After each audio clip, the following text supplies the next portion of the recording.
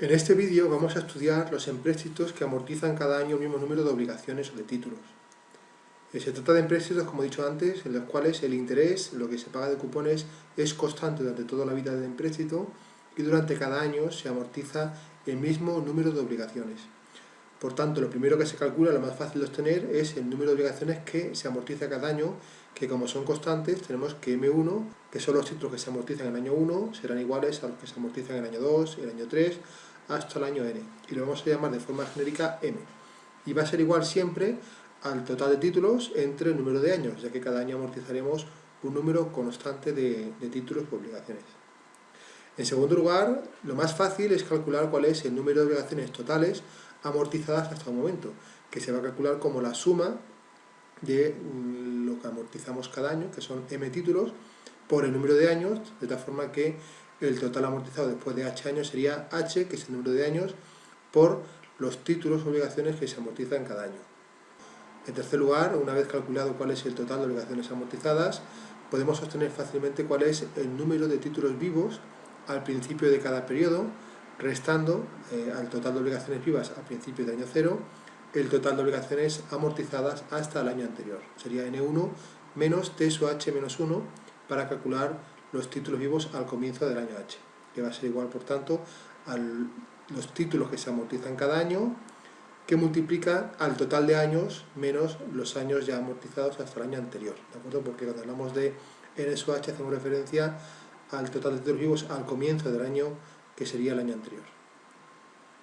Por otro lado, la cuota de amortización se va a calcular como la multiplicación entre el número de obligaciones que se amortiza cada año por el nominal de cada título. Por tanto, la cuota de amortización, que además va a ser constante para cada año, será igual al número de títulos constante que se amortiza cada año por su nominal. En quinto lugar, la cuota de interés de cualquier año se va a calcular al igual que en el empréstito puro normal, multiplicando la cuantía del cupón C por I por el número de títulos vivos al principio de ese año. Por lo tanto, I sub H será igual a los títulos vivos al comienzo del año H, N sub H, por la cuantía del cupón, que sería C por I. Y por último, la suma de la cuota de interés más la cuota de amortización van a determinar cuál es la anualidad, que va a ser siempre títulos vivos al comienzo de cada año por su cupón, más los títulos constantes que se amortizan ese año por su nominal. En este tipo de empréstitos la anualidad no es constante, pero sí va a tener una proporción. La variabilidad que representa tiene una concordancia que vamos a poder ver de la siguiente forma. El año 1, la anualidad del año 1 va a ser igual a la cuota de interés del año 1 más la cuota de amortización,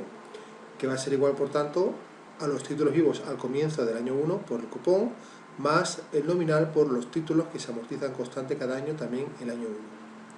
El año 2 va a ser igual, la anualidad del segundo año será igual a la suma de la cuota de interés más la cuota de amortización.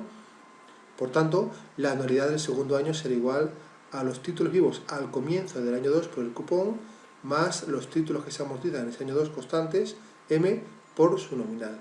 Si calculamos N2, que va a ser igual al total de títulos vivos al comienzo del año 1, menos los títulos que se amortizan en el año 1, que sería M, pues podemos despejar y llegaremos a la conclusión de que la anualidad del segundo año va a ser igual a la anualidad del primero menos el nominal por los títulos que se amortizan cada año por el tipo de interés.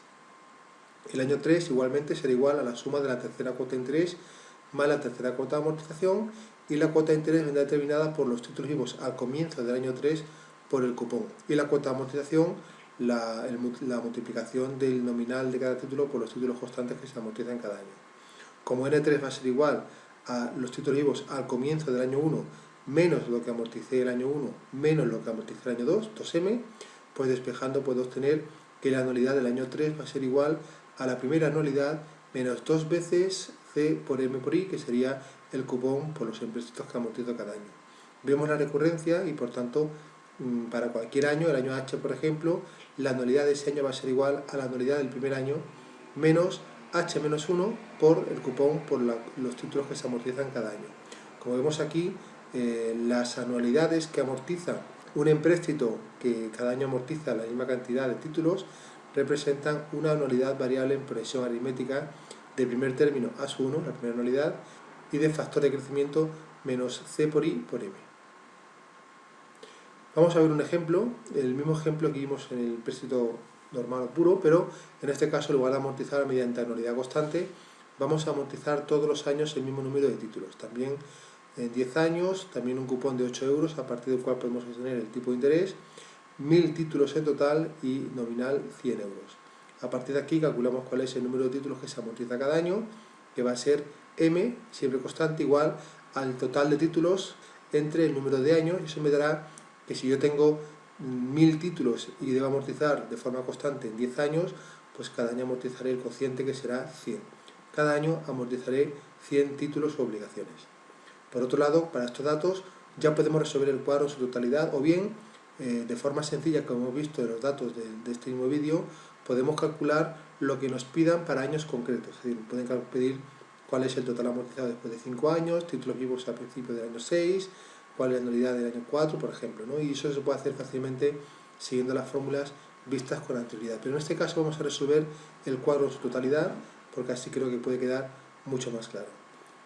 Vamos a resolver el empréstito, tenemos el cuadro de amortización y lógicamente en primer lugar hemos calculado cuáles son el número de títulos que se amortizan cada año y hemos llegado a la conclusión de que eran 100. Por tanto, 100 será el número de títulos que se amortiza cada año, y a partir de aquí es fácil calcular cuál es el total amortizado,